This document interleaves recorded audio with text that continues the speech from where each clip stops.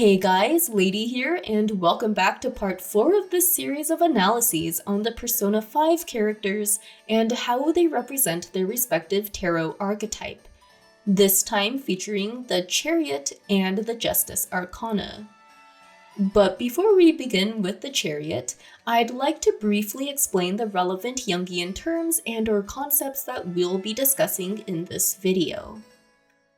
So, the overarching themes of the Persona series are based off of Carl Jung's ideas, including those such as the collective unconscious, archetypes, and the use of the tarot to symbolize a person's path to wholeness.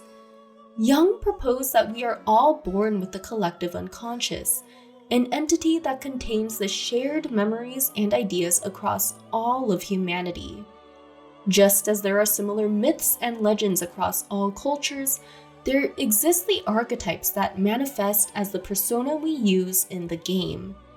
Archetypes are certain idealized images of a person or role that transcends cultures and time periods. So, in relation to the tarot, each of the major arcana promotes this concept of an individual who begins as the Fool card, gaining wisdom, experience, and essentially a soul through the process of encountering each one of the tarot archetypes. In Persona 5's case, this is symbolized via the relationships Joker establishes and nurtures with his confidants. But now with that covered, we can continue from where we left off last video, starting with Ryuji Sakamoto, the Chariot representative in Persona 5. The Chariot archetype at its core teaches us about conquest, victory, and overall is a person who isn't afraid to take action. Like the name implies, the Chariot is symbolic of mobilization, that there's no time to hesitate if we hope to see the change we envision for ourselves. So in P5's case, I think it's very fitting that our first party member is Ryuji. Unlike the other Hashino Persona games, Persona 5 starts off right away with a problem that's very personal to both Joker and Ryuji. Their lives are already pretty screwed over before the first arc really takes off, but soon enough, Kamoshida's new threat of expulsion truly drives the both of them into a corner. This is on top of all the heinous physical and sexual abuse Kamoshida inflicted upon other students. So as we can see, the situation could not have been more dire and thus in need of change at the time. This is where Ryuji, the Chariot, comes into play. Right from the first time we enter the palace by mistake, Ryuji doesn't hesitate to take on Kamoshida's guards so Joker can get out safely. He may be brash and even stupid sometimes, but it doesn't change the fact that he has always been an action-first kind of guy. I mean, it's his own recklessness of taking Kamoshida's bait that landed him in his current situation in the first place. You know, the whole thing where Kamoshida insulted Ryuji and outed his rough situation at home in front of the entire track team, which resulted in said team physically retaliating. Ever since then, Kamoshida and his indirect threats have taken over his life. Ryuji lost all his teammates, his friends, and his very passion thanks to the injury Kamoshida inflicted, all from that one mistake. The Chariot archetype in general closely deals with losing control of the situation, as well as how demoralizing it can feel to lose sight of one's goals in life. So for a while there, prior to Joker arriving on the block, Ryuji had no sense of direction, seeing how his reputation was trashed throughout the school. But because the protag had no preconceived notions of him, coupled with the abuse we witnessed in the metaverse, Ryuji was able to find his spark again. That special drive that only the Chariot possesses that blows past all obstacles through sheer determination. You see, I don't think we would have pursued the metaverse as hard as we did in the first arc if it wasn't for Ryuji. After all, he was the one who approached Joker after school the next day, asking if he'd be down to help investigate what was actually going on. And just in general, there are a number of times in P5 where Ryuji's injured leg really bothered him, yet he was able to push through the pain and make it out on the other side. But no archetype is without its reverse aspects as well. And in the Chariot's case, this typically manifests as an excessive ego or ambition that slowly constructs their own downfall. Ryuji was the most obsessed with the PT's outward recognition and popularity out of all the party members. And in the Fifth Palace arc especially, he was always up for doing more Phantom Thief shenanigans without debating the consequences. His excessive ego was also what made his and Morgana's relationship so volatile at times, because Morgana shares a similar problem. You see, the Magician and Chariot in general share a very full steam ahead mentality, meaning they share a lot of each other's strengths, but also share similar weaknesses. By the way, if you want to learn more about the Magician, check out the video on Morgana linked in the cards above.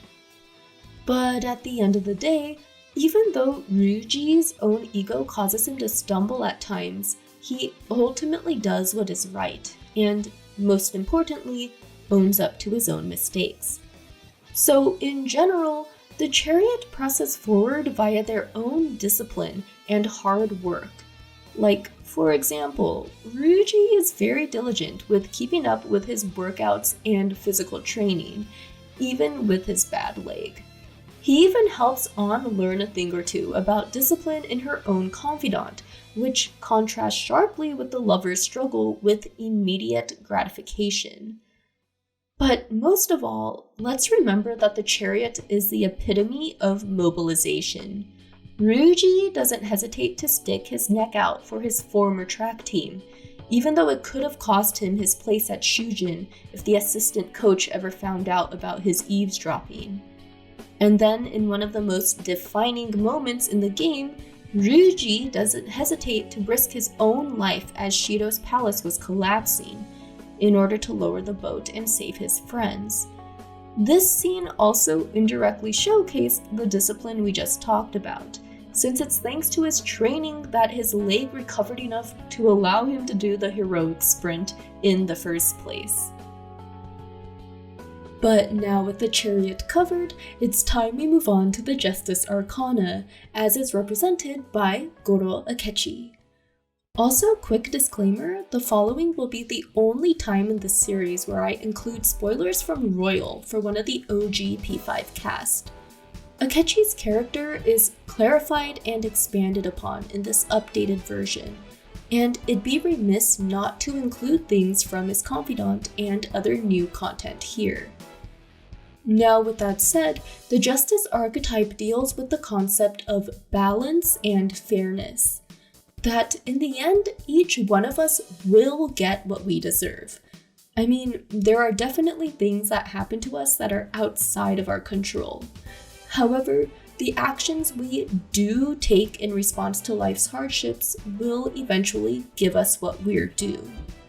And so, for the majority of P5, we witness Akechi in his detective prince persona.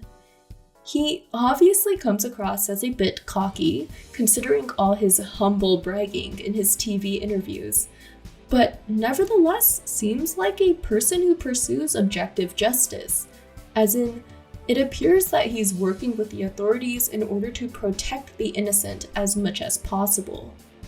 His confidant ranks 5 and 6 in particular highlight the side of Akechi that was once concerned with playing the hero solely to protect others, and in his mother's case, wanting justice for her considering all the difficulties she faced as a sex worker in Japan. And yes, you heard that right. It was confirmed in Japanese text. So if you want to learn more about Akechi's background, the Koseki system, and other important Japanese cultural implications to his character in general, check out my Akechi video in the cards above. But now, moving on to Saya's palace, here Akechi hoped to stop Saya from doing something truly immoral, as well as prevent any innocents from being framed for the Phantom Thieves' activities. And so, while there is some truth to Akechi's good intentions here, ultimately they can't outweigh the despicable things he's done behind the scenes as the Black Mask. Because remember, the scales of justice always balance out in the end. A person will eventually answer for their past deeds. Akechi is responsible for countless deaths and other scenarios that have left people brain dead, such as Oya's former colleague. Everything catches up to him during that final confrontation in Shido's palace. Right when he was just weeks away from fulfilling his years in the making scheme to get back at his father, all was stripped away from him. This was essentially comeuppance for the way he thoughtlessly stripped so many others of their own dreams while he worked for Shido. Taking a look at the Justice Arcana again, the imagery of the scale propagates the idea that there are two sides to everything, a concept that is especially noticeable in P5 Royal and how Joker and Akechi are emphasized as two sides of the same coin. They're both clever, intelligent, resourceful, willing to take risks, and are skilled at a wide variety of things. But the way they responded to the adversity thrown at them couldn't be further apart. The protag was able to rise up above life's challenges that were thrown his way and invested in genuine friendships with others. Joker also continued to do the right thing despite temptations along the path, all of which is something Akechi makes clear in his rank 9 confidant, that he's absolutely furious he wasn't able to do himself. You see, in the end, Akechi only got out of life what he put into it. He did achieve fame and recognition, but he never made any genuine relationships. He never opened up about himself or was vulnerable with others like Joker was, so he never made any true friendships like the latter did. Well, aside from the one with said protagonist, of course. And so, during his mental breakdown, we see just how envious he is of Joker, and how he had all these people who actually cared about him in his life. But in conclusion, the Justice teaches us that it's more than just an individual feeling of fairness, and definitely much more than personal vengeance. True objective justice doesn't only condemn the guilty and wicked, but it also protects the innocent. Something that is showcased in Akechi's final sacrifice, where he was able to reconnect with the part of him that did want to see real justice done, and Shido's abuse of innocence to come to an end.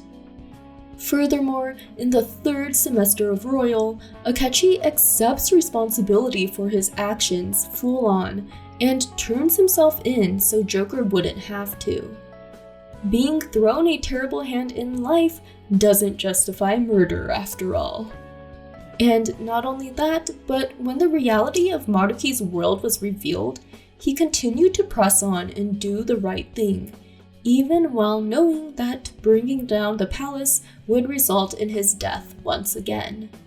So in other words, Akechi eventually realized the upright justice once more, and finally took ownership of his own actions. But yeah, that about wraps up this 4th installment in this series. I'd love to know what you guys love about Ryuji and or Akechi the most, and let me know if you think I missed anything particularly notable about them. Also, please join our welcoming and active community on Discord, and hey, check out my other socials here on Twitter and on Twitch. Lastly, I want to give a huge thanks to all my patrons for their support, especially Jared Browland, Andreas Hansen, Captain Hobo, NT Luck, Big Clingy, Sam Bezjak, Thomas Perez Jr., Francesco Santoyo Rego, Silverwind847, Sathya Selvaraja, M. Yaunalin, Gigi Sora, Platinum Rose, Malcolm Lowry, Killer Ninja 151, Melanie Gutierrez, Shadow Ace, Unholy Biscuit, and Leviathan 8685. Thanks so much for watching, guys, and until next time, take care. See ya!